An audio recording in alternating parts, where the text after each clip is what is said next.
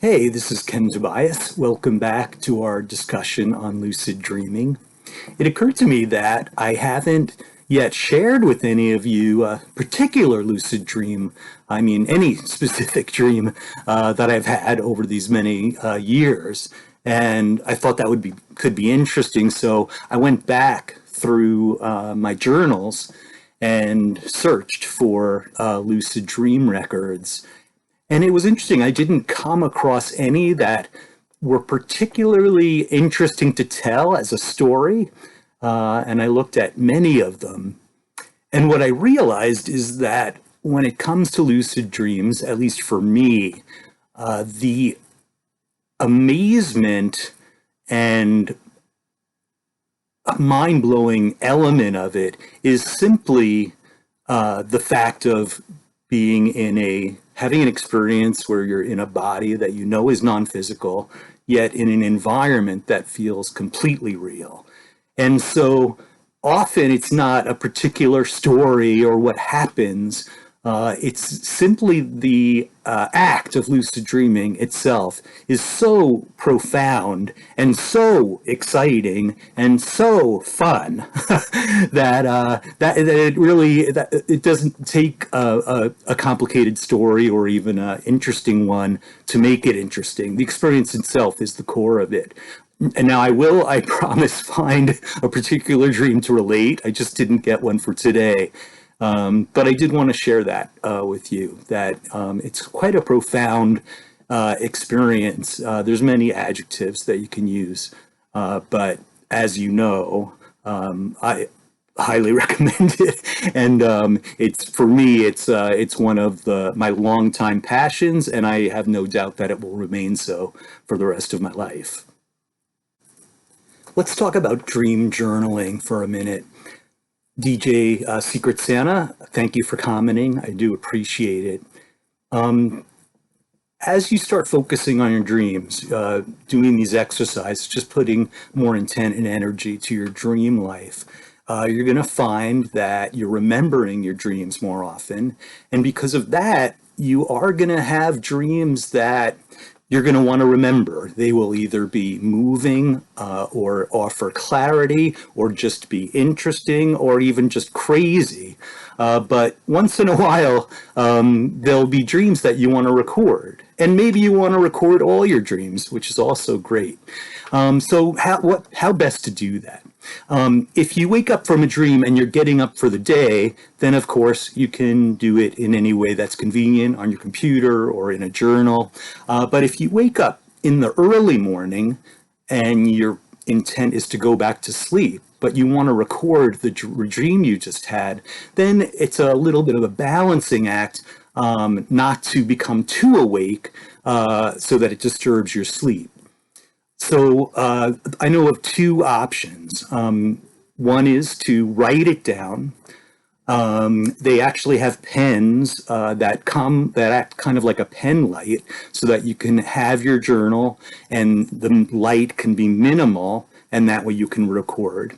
Or the other way is to use your smartphone, use whatever the app is for recording, and just speak the dream into the phone. Obviously, if someone else is in bed, that's less convenient. But find a way that will allow you to record the dream, which is important. Because as I had said earlier, I can almost promise you that you won't remember a dream, even if you think you will. They just go away. So if you wake up wanting to remember it, be sure to record it, even if it's just a few notes. That will sometimes bring the whole dream back. And if you do it gently, then you'll be able to go back to sleep, and that is a very rich time for initiating lucidity. In an earlier video, I asked you to examine your experience, assuming that you're doing some of the exercises, and notice if there's anything different in what you're experiencing when it comes to sleeping, dreaming, etc.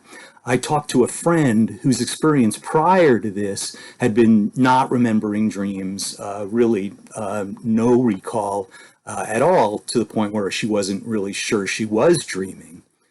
And after now starting the exercises, she is having a lot more dream recall. I believe she said every night she's aware that she's been dreaming.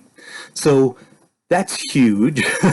Obviously, if you're not remembering your dreams, you're certainly not going to remember whether you were lucid in any of them. So it's interesting. It's almost like there's a natural organic process. Once we start just focusing our attention to this, things take place in the right order, and you can trust that. There's a natural process that will lead you to lucidity, and although it may not be the first change you notice. One other element I wanted to touch base on is up till now, it's you could have seen my description of lucidity as being on or off, like a switch. It's either there or not there. And nothing could be further from the truth.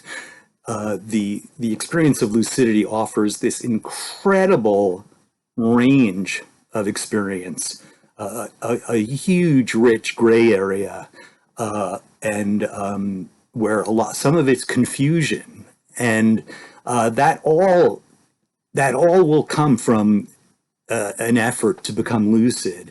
And I will share some examples. The friend that I talked to described that she was dreaming and something happened and it occurred to her that she was dreaming. She had some acknowledgement of lucidity, but then she didn't run with it. She just kind of got absorbed back into the dream. That is extremely common. And those kind of differences, to note that there was an awareness there of dreaming, even if it didn't have the full impact yet. That shows that the exercises are working, that you're well on your way, and you should take signs like that as very encouraging to the process. I said I didn't have a specific dream to share, but I do, that relates exactly to this kind of confusion. This dream happened a long time ago, but I'll never forget it. I was dreaming, non-lucid, and I was with my dad and brother, and an enormous earthquake started.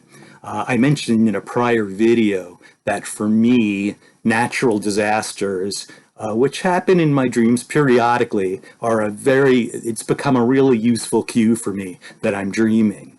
So at that moment in the dream, at one point, the earthquake started, we were scared, and it occurred to me, I thought, wait a minute, and I think I said it out loud. I said, wait a second, wait a minute, I'm pretty sure I'm dreaming. At that point, my dad freaked out and said, what are you talking about? This is really happening. We're in an earthquake.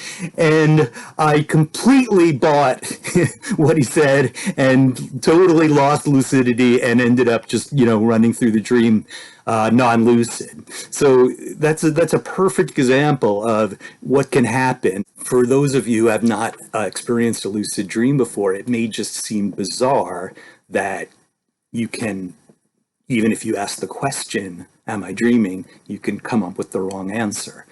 But I assure you, it's very common. It's fascinating. And there's tests that are an addition supplemental to the exercises we've already discussed to help get the right answer. So when you ask yourself, am I dreaming? There's tests you can do for reality. And there's a lot of different opinions out there about what works. And I'm just going to mention some examples. One is that for some reason in dreams, electronic devices never work right. The displays don't work. They never do what they're supposed to do. So just looking at your phone or a TV or your computer and noticing if anything's weird. That's one test. Another is looking at your hands. If you just examine your hands for a moment and make sure there's nothing weird going on, that's another test. For me, I always enjoyed the attempt to fly. So during my day, if I ask myself if I'm dreaming, I kind of just see if I can, not really too much with physically, but just lift myself up or float, you might say. And that for me is one of my favorite tests. And of course, then the more that you experience lucidity, you actually start floating, which, as I've said, is quite a thrill. There's actually another dream that speaks to this. I was in a regular dream, non-lucid. I was in a mall of some kind, and I was up like on a third story near a balcony. And it occurred to me that I thought I'm dreaming. So I thought, well, I'll start to fly. The first intent being to just, fly from where I was, fly over the balcony. And I thought, just in case I'm wrong and I'm not dreaming, maybe I'll just kind of fly this way and play it much safer, which I'm glad I did. Turns out I was dreaming and I was able to fly, but I'm glad, that's how it can be confusing, even if you're dreaming, to not know, even if you're asking the question. So just keep that in mind and know that that confusion, and I don't use that word in a negative way, that confusion is definitely a rich part of the experience, often very amusing too. And so to embrace that. So on a final note for today, you've noticed, of course, this is a very casual production. It's not the Daily Show, let's face it. And it probably will remain casual unless something drastic happens. But what I want to encourage you to do, if you're interested, is to just simply Google lucid dreaming. The resources are endless, and so many different kinds, from podcasts to video casts to books to talks, TED Talks, stuff like that. It's really, there's an incredible amount of information out there. And if you look a little bit, you'll find what speaks to you and what helps get your motivation and excitement up. So make sure to do that if you feel like it, because you'll be surprised at how much is out there, how many people are fired up about lucid dreaming. It's a niche, but there's a lot of people talking about it, and I really recommend that you explore that if you're up for it. So thank you for joining me today, and I'll see you soon.